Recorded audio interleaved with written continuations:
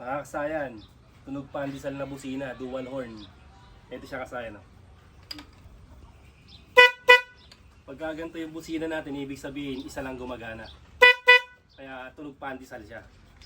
Bali ang gagawin natin kasi hahanapin natin yung hindi tumutunog sa kanya. Ito, check natin. Takpan natin, awakan natin isa o takpan natin yung isa. Kahit alin sa dalawa. Tapos busina tayo. Ibig sabihin kasayan, ito meron. Ito, wala. Ang gagawin natin dyan, alisin natin yung meron. Alisin natin yung tumutunog, tsaka tayo bumusina. Tsaka sayo na, nagpapasing lang siya pero walang ano. Hindi tumutunog yung isa. Check natin tong positive at negative niya kung may parehas may supply. So, gagamit tayo dito ng test light.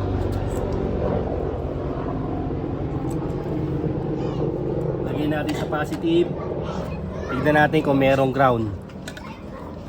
Kung merong ground yung ating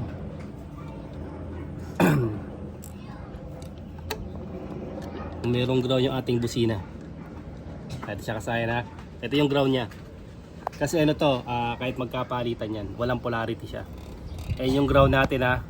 Tapos yung isa naman, yung positive naman natin, lilipat naman natin siya sa ano, sa negative body ground ha. Tapos check natin kung meron yung ating positive pagka pumindot tayo.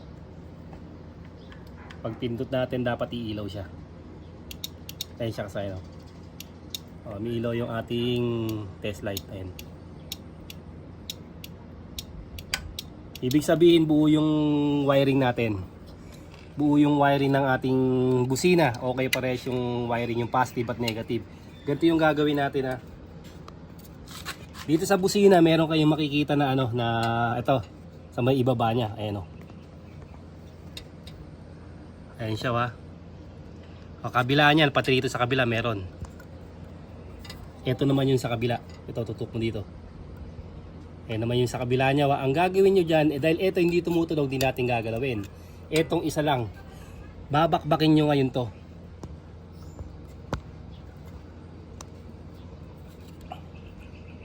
Siya kasaya na. Mas maganda kung buo nyong makukuha siya. Para ibabalik din natin, para matakpan natin yung ano. Ang gagawin natin dito pag ibabalik, didikit lang natin. Para may harang pa rin. Ito siya kasaya na. Tapos, gagamit lang kayo ng screw. Pipihitin nyo siya ng pakaliwa o pakanan. Depende kung saan siya tutunog ha. Pipihitin natin. Ayan, tingnan nyo ha. Putok mo din sa screw. Para makita na napipihit yan. Napihit na natin na. Tapos habang pinipihit natin, bubusi na tayo. Wala. Pihit uli. Wala. Wala.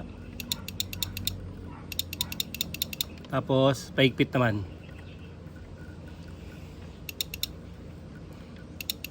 Meron talaga kasaya na busina na ano ha. Pagka na-adjust yun ng ganito at hindi pa rin siya gumana, ibig sabihin sira na siya. Paigpit naman yung gagawin natin sa kanya.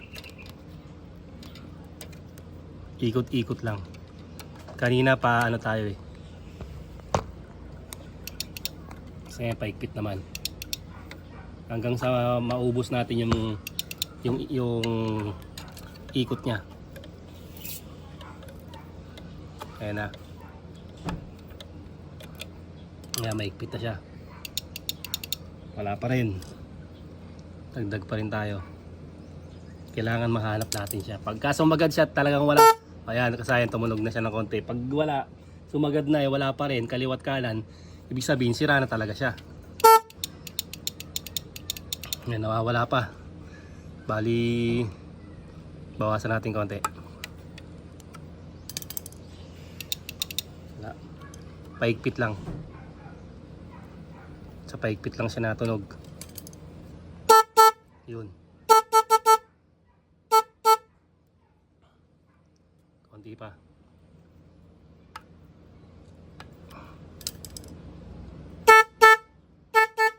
Okay na siya kasayan. Tapos itong tinanggal natin,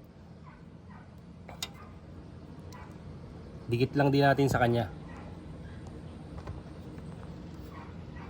Para sarado to, hindi mabasa ng ano. Babalik lang din natin, susuglo lang natin yan. Pagka ganyan kasayin tumunog na siya, ibig sabihin, gaganda na yung tunog ng ating busina. Ito, low budget horn lang to kasayin na. Ayan yung tatak niya, oh. Tutok may tatak niya. Low budget lang ng busina pero maganda rin siya tumunog. Kasi pag dalawa na siya, maganda na tumunog yung ating busina. Ayan, siya kasayin, oh. Ibig sabihin, hindi na siya tunog, tunog pandesal. Pag tunog pandesal kasayin, ibig sabihin, isa lang yung gumagana sa kanya, wa?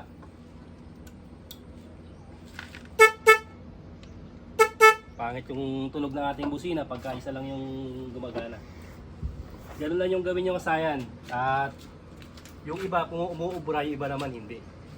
Para maganda yung tunog ng ating busina. Hanggang dito na lang mga kasayan. Salamat sa panonood.